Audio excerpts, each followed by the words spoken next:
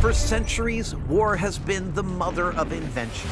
From the prehistoric spears of warring tribes to the atomic bomb that ended World War II, the Second World War also gave us this, a fascinating and largely forgotten engineering marvel, the Great Panjandrum. So what exactly was the Panjandrum? In short, a twin-wheeled, gigantic, rocket-propelled monstrosity developed by the British to get past the German defenses on the beaches of Normandy for the D-Day invasion. The Great Panjandrum, with its 10-foot-high wheels and explosive payload, was engineered to get past landmines, miles of barbed wire, steel obstacles, and eventually reach a 10-foot-high, 7-foot-thick concrete seawall and blow a hole right through it. There was only one problem with their design. It never worked. Every single time they tested it, what they hoped would be a straight-ahead beach buster instead became an unpredictable whirling dervish of mayhem. Run, dog, run! Did I mention that it was also packed with explosives? And the Great Panjandrum was abandoned and kicked to the curb. But here's the thing, the simplicity of its design and execution, big wheels to get over big obstacles, is actually kind of brilliant. And I feel like the designers of the Panjandrum might have been a lot closer to success than we think. So, unmitigated failure or under-realized brilliance? That is what I have come to find out. And to begin, I'm gonna take a much closer look at what I consider to be the strongest candidate for the Panjandrum's failure.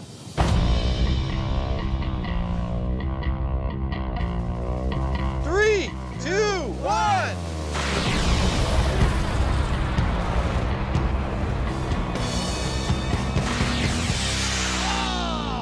In unpacking the reasons for the Panjandrum's failure, I love the design, so I am inclined to look towards its execution, towards its propulsion, specifically its rockets. And who better to help me investigate this than a bunch of enthusiasts at the Aeropack Rocketry Club. There it is! These are my kind of people. Here we go, launching in 3, 2, 1, go!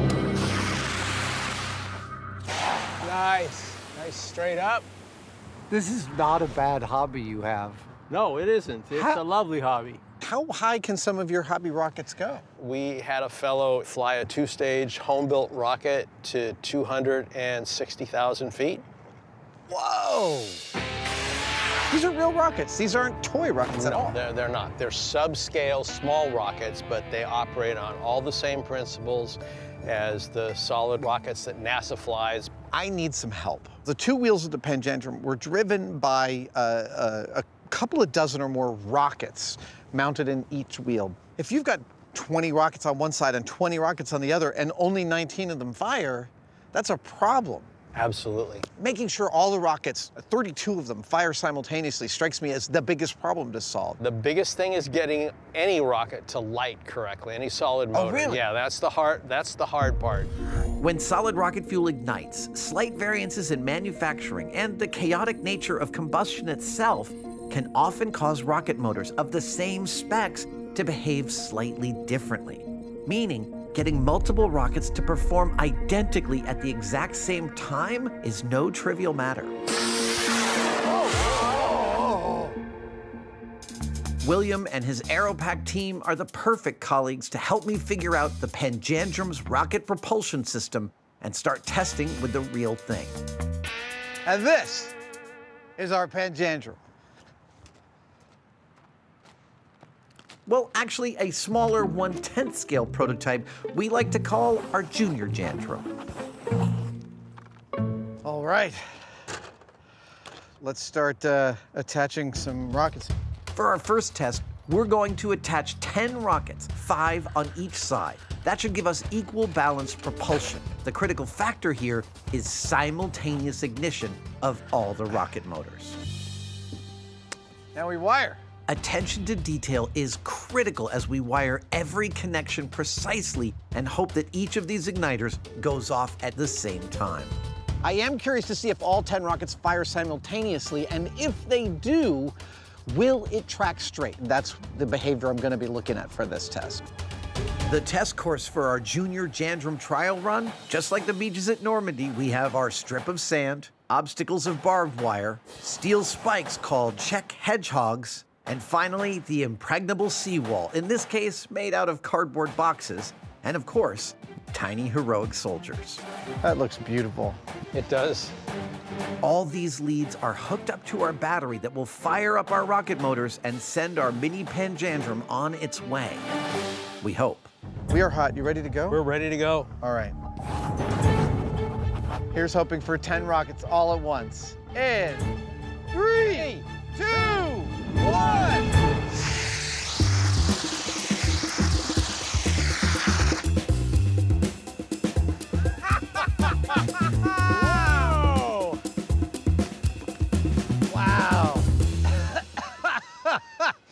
That was beautiful. Oh, it smells like the 4th of July. It does, all that black powder. Oh, look, it has burned a track. Yep, it's all sticky. Yeah, we literally were burning rubber. Yeah. That test yielded some genuine information. Looking at the high-speed camera footage, we can clearly see that we didn't quite achieve our goal of simultaneous ignition. That rocket right there lagged behind by a fraction of a second, causing our junior Jandrum to veer to the right. Also, it seems that the nearly 75 pounds of combined thrust produced by our 10 rocket motors was a bit too much power for our 7-pound Panjandrum. I'm kind of inclined to try it at like 60%, like 3 rockets on each side. We're going to take it down a notch and try to dial in this thrust-to-weight ratio. 3, 2, 1. Here, whoa. And it's doing a pirouette. Let's see if it sticks the landing. Oh, the Russian judge is going to give it a big score for that. Well done, everybody. Well, at least we replicated one thing from World War II, a magnificent failure.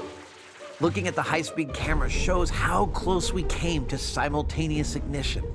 But our rocket placements between the right and left side were out of alignment, causing our junior Jandrum to spin way out of control. It's time for one more test, and to minimize the risk of failure, I'd like to try 2 rockets, just one on either side. And let's do 2 that are directly in line with each other, so the push is exactly the same. Armed, we are hot. Mini Panjandrum going live in 3, 2, 1. Yeah. There you go. All right. It even stayed in the sand for a while. There we go. well, at least it didn't spin out of control. Those 2 rockets sent our junior Jandrum on a relatively stable, albeit curved, run, proving to me that with some proper tweaks, there might just be merit in this Panjandrum madness. What's your intuition? Do you think this would work full scale? I think if we got the mass and the propulsion dynamics correct, then I think it probably would. That is also my opinion. Yep. Awesome, to full scale we go. Yep. The small-scale test has shown us 2 key things to be on the lookout for when testing our full-size World War II Panjandrum: simultaneous ignition and balanced propulsion. We also need to dial in our thrust-to-weight ratio, because our next build is going to be 10 times bigger and that much more dangerous if it goes spinning out of control. As the sun sets on Mare Island, I think that was a really successful day of experimentation. I think this could work. Once we got the power to weight ratio balanced with just 1 rocket on each side, we got a stable moving forward, and that is super, super encouraging. But the second thing I learned from today is I don't think there's anything further we can learn unless we go bigger. We have to go to a full-size Panjandrum, 10 feet tall, 32 rockets, just like they did in World War II. Yeah, right through the seawall it's gonna go. Da-da-da-da-da! Blam! Oh, hey, that was good.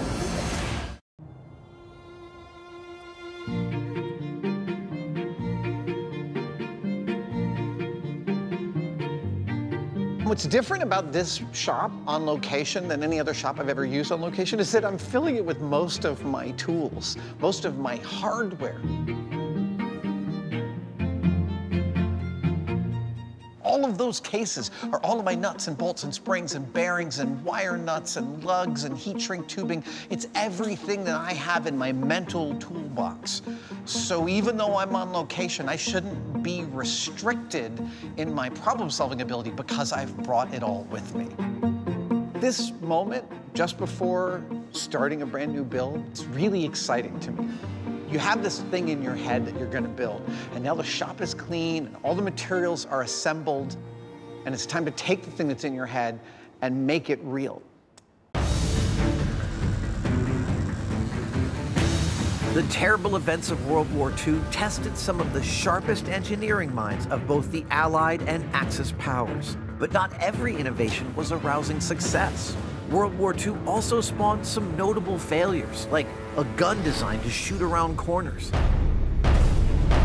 and incendiary bat bombs that burned down a US military airbase during testing. And the Great Panjandrum, a rocket-powered World War II weapon that was deemed a failure at the time, but one I believe was actually a pretty good idea. I love the simplicity of the Panjandrum's design. Basically, big wheels to go over big obstacles. And that's where our build begins, with those gargantuan 10-foot-tall wheels. Oh! It's always good to start off on the right foot. Wow, that was my left. Our vertical tube roller turns our steel parts through a pyramid of metal wheels, requiring several passes to achieve the radius that we need. It takes time. The man I'm bending steel with here is my colleague John Marcoux, and he's a very seasoned and intuitive builder, and that's vital for an operation like this because bending steel is not as simple as putting it in a rolling machine and just going back and forth. Tiny inconsistencies in the alignment of the wheels and the manufacture of the steel can cause your long pieces of steel to wander all over the place. And both people in this operation need to pay careful attention to that to run it off at the pass and end up with a nice, level product. Let's take it over to the jig, see if it fits. This wooden jig is a template to get our precise measurements of our wheel and spokes correct and consistent, and to hold the pieces in place. Because our Panjandrum requires 4 separate wheel rims, it's critical that they are all exactly the same. And this lets us replicate them perfectly without having to, reinvent the wheel. This here, the portable battery-powered bandsaw, one of my favorite tools.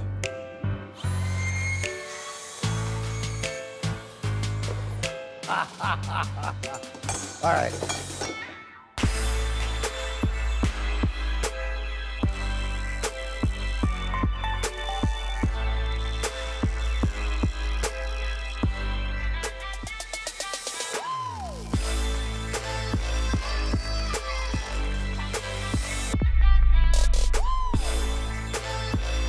Thin wheels to make it through a minefield.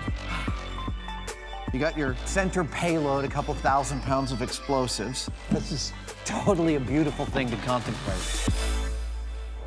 Well, 3/4 of a century after its invention, we have a Panjandrum. And as I'm sitting on this thing, I feel like I'm about 4 years old because its size is so gargantuan. And I can only imagine that the builders of the real Panjandrum felt the same way, like had the same kind of laughter at the simplicity and absurdity of this perfect solution. Big wheels for getting over big obstacles. The only question I have about its functionality are these rockets. Can we get all 32 of these rockets to fire simultaneously? That's the next thing we have to test.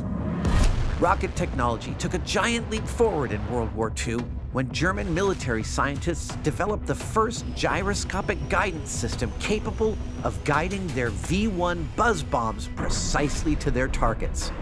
Unfortunately for the designers of the Panjandrum, British engineers never quite got the hang of rocket technology during the war. So right now, we are gearing up to just do an ignition test. The most complicated part of the original Panjandrum is the rocket ignition system. The difficulty is that there's 32 rockets, which means 32 separate igniters. All of them have to be wired to 2 separate common, one hot, one ground. You've got to get them all to light up simultaneously.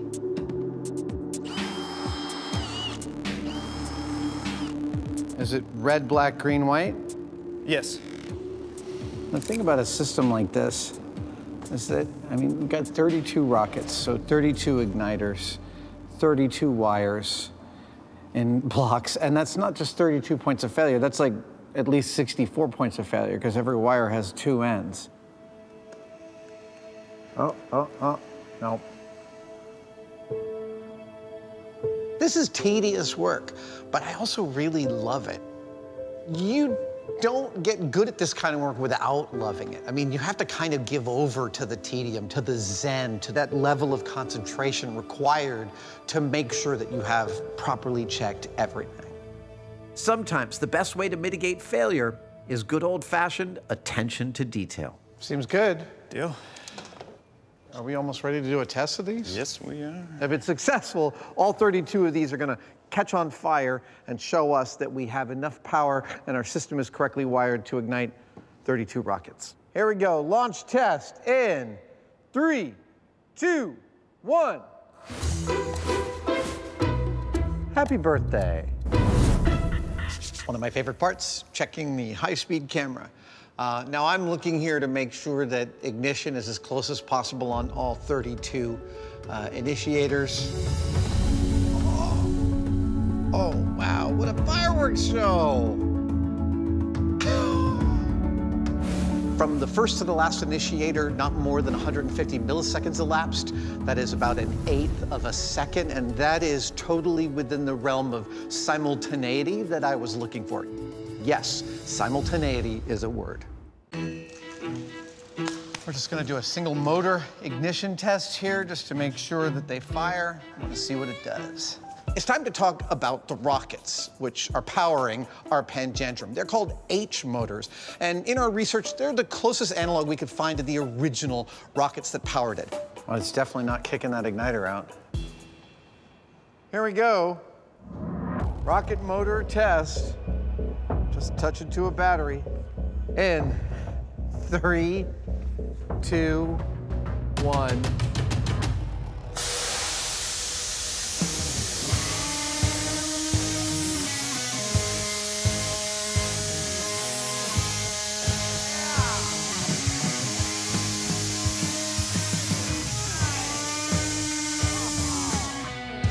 All right, that was beautiful. It smells good. Smells like 4th of July. Looking at the old footage of the Panjandrum, my eyes tell me that the primary culprit in most of the failures was likely a failure of simultaneity. Hopefully, that's at least one potential problem we can check off our list. But this was just a bench test. It's time to take our Panjandrum out to the field and fire this sucker off for real.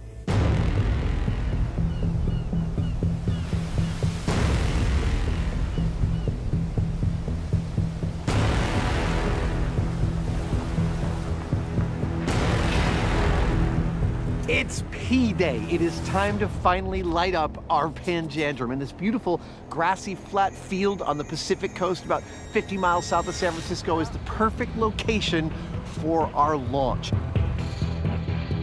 Now, we have replicated in every way our Panjandrum to match the original. 10-foot diameter wheels, 6 feet apart, 32 rockets powering them. And the real one would have had thousands of pounds of TNT in the middle. It has the igniter. Already in, so that comes out like Already this. good to go.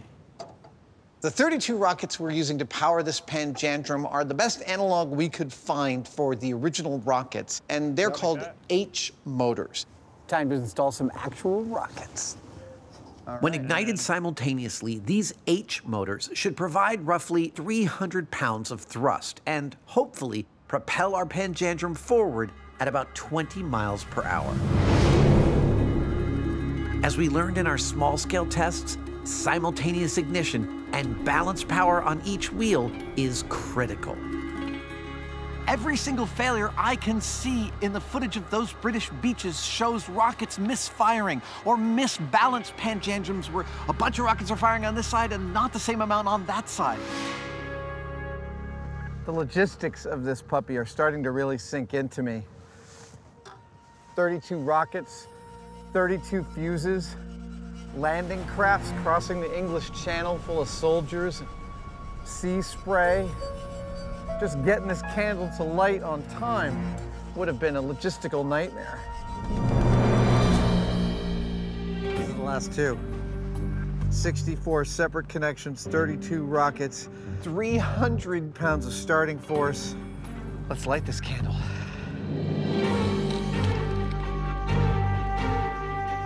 There it is. Good, good. Okay, strap is free. Let's run the wires in the quick release. Okay. Doing a final eyeball check. All these connections look good.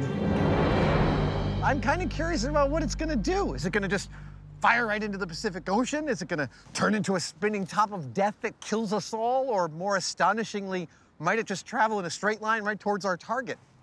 Frankly, I really don't know, but there's only one way to find out. We've set up our mock World War II battlefield, complete with anti-tank Czech hedgehogs, tangles of barbed wire, and our representation of the Nazis' Atlantic seawall. Here's what's gonna happen. I'm gonna head down there to that spool. Crew's gonna get to a safe position, and on the radio, I'm gonna count down 3, 2, 1, and push this beautiful shiny red button. When I do, a relay will shunt power from a car battery to 32 rocket igniters. An initial half-second force of 300 pounds will start our Panjandrum going. And for the next 15 seconds, 100 pounds of force will keep it rolling, hopefully all the way through our target. And then there'll be some cheering. Or, if anything goes not according to plan, I've got a big green tractor to hide behind. All right, let's go. Launch box is plugged in. Arming the box. We are armed. Firing the Panjandrum.